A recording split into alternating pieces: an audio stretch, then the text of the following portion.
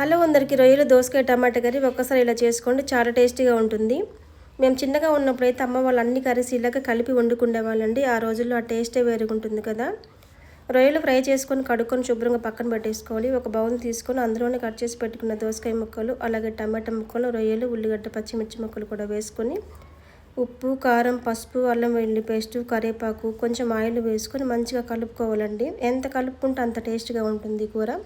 కలుపుకున్న తర్వాత మూత పెట్టి ఒక 10 నిమిషాలు సన్న మంట మీద మంచిగా మగ్గించుకుందాము. తొందరగా మగ్గుతుందండి కర్రీ, ఎందుకంటే ఇందులో మనం టమాటా దోసకాయ వేసాం కాబట్టి తొందరగా మగ్గిపోతుంది.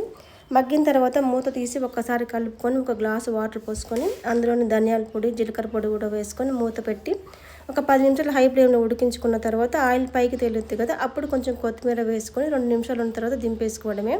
మీలో ఎంతమందికి ఈ కర్రీ అంటే ఇష్టమో నాకు కమెంట్ చేయండి. అలాగే మీరు కూడా ఇలాగే చేసుకొని ఎలా వచ్చిందో కూడా నాకు కమెంట్ చేయండి. చాలా అంటే చాలా టేస్ట్గా ఉంటుందండి ఈ కర్రీ. నచ్చితే లైక్ చేసి మా ఛానల్ని సబ్స్క్రైబ్ చేసుకోండి. Thank you.